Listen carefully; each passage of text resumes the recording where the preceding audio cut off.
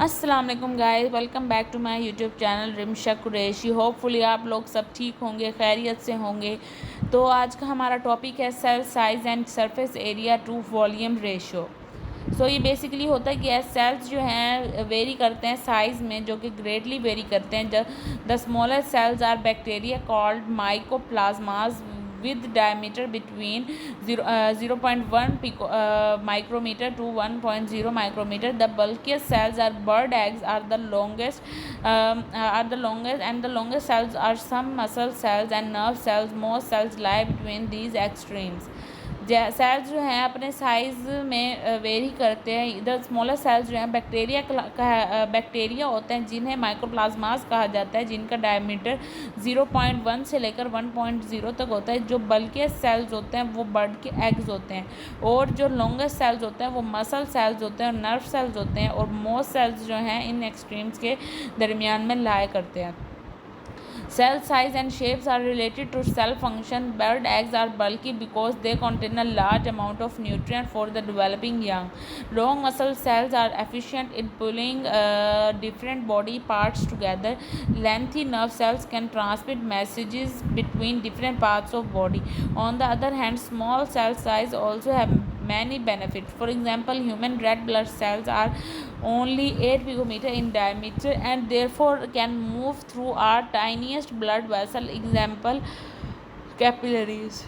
Most cells are smaller in size in relation of their volumes. Large cells have less surface area as compared to small cells. Cell size और shape जो है ये relate करते हैं cell function के साथ। Bird eggs जो होते हैं वो बहुत ज़्यादा बल्कि होते हैं क्योंकि वो large amount of nutrients contain कर रहे होते हैं, क्योंकि उसमें यंग की डेवलपमेंट होनी होती है। लॉन्ग मसल सेल्स जो हैं वो एफिशिएंट होते हैं क्योंकि उन्होंने डिफरेंट बॉडी पार्ट्स को पुलिंग करना होता है साथ में। लेंथी नर्व सेल जो है ट्रांसमिट करती है मैसेजेस को डिफरेंट बॉडी पार्ट्स के अंदर, और दूसरे हाथ पर स्मॉल सेल साइज जो है उसके अंदर बहुत ज़्यादा बेनिफिट्स होते हैं। फॉर एग्जांपल, ह्यूमन के जो रेड ब्लड सेल्स हैं वो सिर्फ ओनली 8 पिकोमीटर डायमीटर पे होते हैं, और वो मूव कर सकते हैं टीनियस ब्लड वेसल्स के अंदर, जैसे कि कैपिलरीज। और जो बहुत ज़्यादा और जो सेल होते हैं वो स्मॉल होते हैं साइज़ में, और इनके ऑफ देयर रिलेशन में वॉल्यूम के रिलेशन में लार्ज सेल जो हैं लेस सरफेस एरिया होता है as compared to small cell. जो ये रिलेशनशिप शो करता है जो कि क्यूब शेप्ड सेल का है, और जो फिगर है वो शो कर रहा है एक लार्ज सेल को और 27 स्मॉल सेल्स को। In both cases the total volume is same. Volume is equal to 30 picometer multiply by 30 picometer multiply by 30 picometer is equal to 27,000 picometer cube. In contrast to the total volume, the total surface areas are very different because a cubical shape has 6 sides. Its surface area is 6 times the area of one side. The surface area of cubes are as follows. Surface area of one large cube is equal to 6 multiplied by 30 is equal to 5400 picometer square.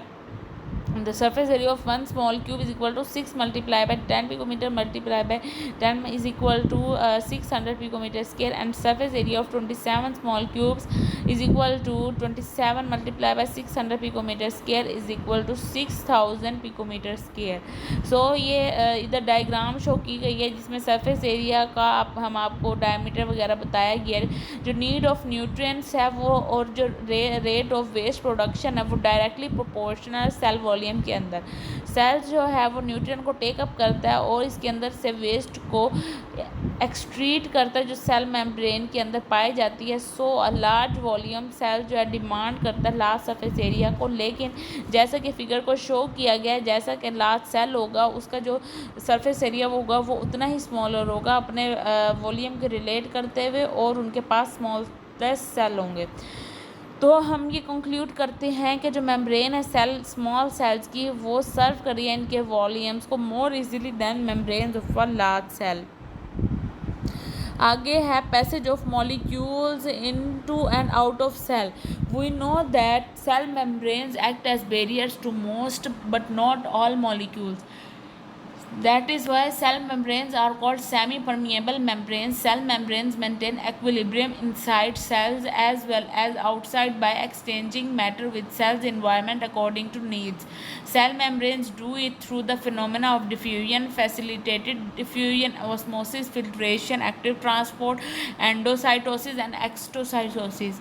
जैसे कि हम जानते हैं जो cell membrane है वो barriers के तौर पर एक्ट करता है, लेकिन सारे नहीं, सिर्फ मॉलिक्यूल्स.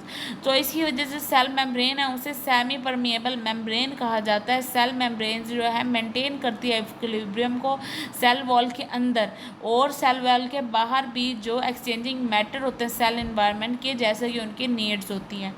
सेल मेम्ब्रेन्स जो हैं वो फिनोमिना होता है डिफ्यूजन का, उसके थ्रू ये किया जाता है, जिसमें फैसिलिटेटेड डिफ्यूजन होता है, ऑस्मोसिस होता है, फिल्ट्रेशन होता है, एक्टिव ट्रांसपोर्ट होता है, एंडोसाइटोसिस होता है, एक्सोसाइटोसिस होता है. सो आज का हमारा टॉपिक यहाँ पर ख़त्म होता है और ये इंशाल्लाह आपसे नेक्स्ट वीडियो में मुलाकात होगी. होपफुली आपको ये पसंद आया होगा. सो इसको लाइक करें, शेयर करें, सब्सक्राइब करें. मुझे तब तक के लिए अल्लाह हाफिज़, दुआओं में याद रखिएगा.